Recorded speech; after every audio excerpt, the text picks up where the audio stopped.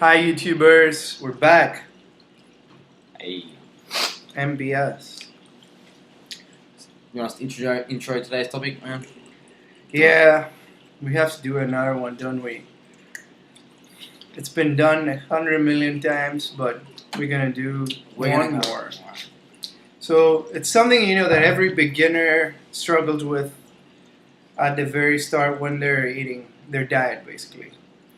And today's topic is gonna be focused on your macronutrition. Well, hang on. Let's just clarify some things. First of all, eating correctly is not really a diet, because a diet is something that is a short-term thing, and then you stop doing it, right? So this is actually, in general, how you should be eating on a consistent basis if you want to build some serious muscle. If you want to build, your body properly. Basically, build more muscle, lose fat, essentially. Yeah. Yeah. If you want to build a physique, this is the best way to do it. Yeah. Okay. So one of the more important things is to understand what macronutrients are. That's key, right? A lot of people say there's 3 macros. I'm going to cover a 4th one. The 4th being good old-fashioned water. It's the best. So they cover in this order should be of importance. Proteins, fats, carbs, in that order. And a small parenthesis here. So those are the macronutrients. It's important to say here that carbohydrates are not actually used by the body. They're not really needed. They're used for building muscle, but they're not really needed for you to survive. So I know we included in there, it's important to build muscle, but they're not needed for survival. Okay, so you're going to need carbs because you're going to need the energy to fulfill your muscles, give it plenty of glycogen to be able to pump some serious iron when you're at the gym. And when you're doing some cardio, you're going to deplete those glycogen stores as well. So you're going to need to repair your body by filling it up with some amount of carbs, right?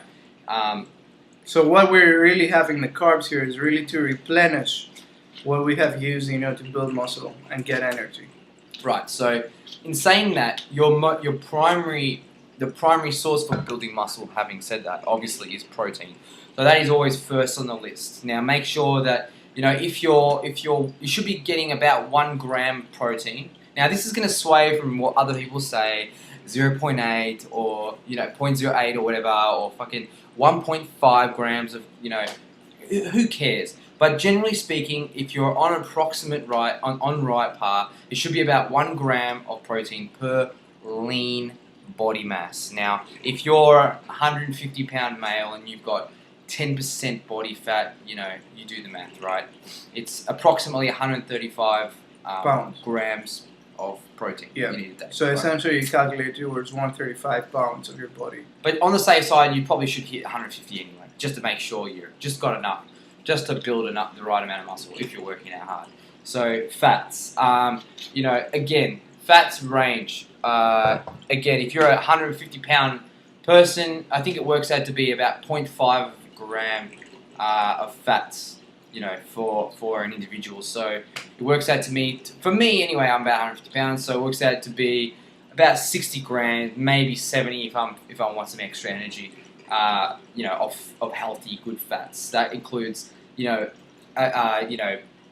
half of sat fat or a bit less, and monopoly fats. You should always try to get good fats. I mean, if you get bad fats, it's not the end of the world.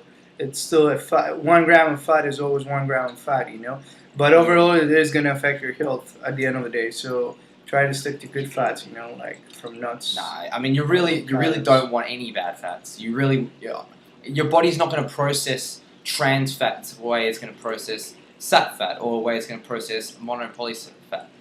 It won't be able to suck out the nutrients out of a trans fat and provide your body with the right energy levels that you need and keep your hormones in track. And that's essentially what a fat does, or different types of fats. They keep your hormones in track, your testosterone levels, all that kind of stuff. So, your leptin levels again. So make sure that you've got the right fats. Very important, much more important than some more carbs.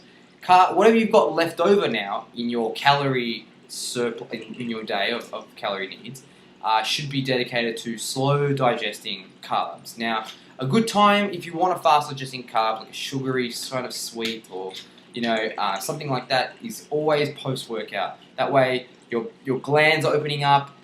Your veins are wanting to suck more nutrients up. There's an insulin spike. You get an insulin response. You drop your blood sugar levels.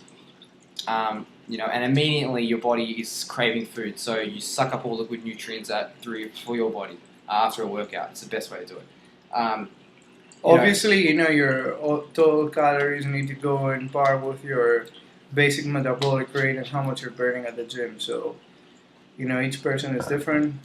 Having said that, don't go have 3 Mars bars after a workout. That's not going to fucking achieve shit, right? So, what I do personally, is I have a bit of, stevia. Unless you don't want to be shake. shredded, I have a bit of stevia in my shake, and I have maybe, I have a buttermilk biscuit or some shit like that. It's got a fast carbohydrate. It's fairly low in calories. It's sweet. It's nice. It's like a scone buttermilk biscuit if you're back in Australia. For anyone following back in Australia, like having a jam scone with a bit of peanut butter or something, organic peanut butter. Quick way to get some good carbs, not good carbs. Dirty carbs, but it's gonna at least help your body. It really depends, on your preference. So, for him it's the buttermilk biscuits. For me, it's a dark chocolate. As long as you don't overdo it, and you keep it after your workout, which is when your body needs it the most. Yeah, so, less is more when it comes to that kind of stuff. So, then everything after that, brown rice, sweet potato, all your good carbs, Ezekiel bread if you want some breads. But shit, back in the primal day, they never had bread, so you probably shouldn't be eating it, right? Keep a fairly whole goodness diet anyway. Don't eat too much processed shit. In fact, don't eat almost any processed shit, really. So yeah, just basically keep it simple. Don't get too invested in it. Just try to follow it through. And, as long as you follow the simple principles, of your macros, you should be good in terms of that. 90-10 rule, 80-20 rule. Get it right 80% of the time, 90% of the time, and you're pretty much on par. And consistency. Be consistent. Some people believe in cheat days. I personally do not believe in it. I think my cheat day would be, a healthy snack. For someone else, it could be a burger. It's up to you really. But I do not believe in cheat days. Day, no. Cheat meal, maybe. Once a week, maybe. It depends on what your goals are. It depends on how much you want to see. Personally, I'd rather just have, make my healthy muffins or some shit like that. So it feels like a cheat, but hey, it's not really a cheat, right? You're having a healthy muffin. So it all depends on how you do it.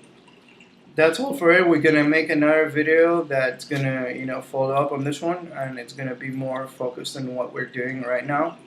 Yep, intermittent fasting. And we'll cover a bit more. I'll make another video where we're focusing more on how to calculate your macros properly and how to calculate your caloric needs on a daily basis. Basically all the mathematics and sciences that you need behind this. And whether you should actually count your calories physically every day or whether you shouldn't, and the pros and cons for both. Because all of this was bro science. See ya. See ya.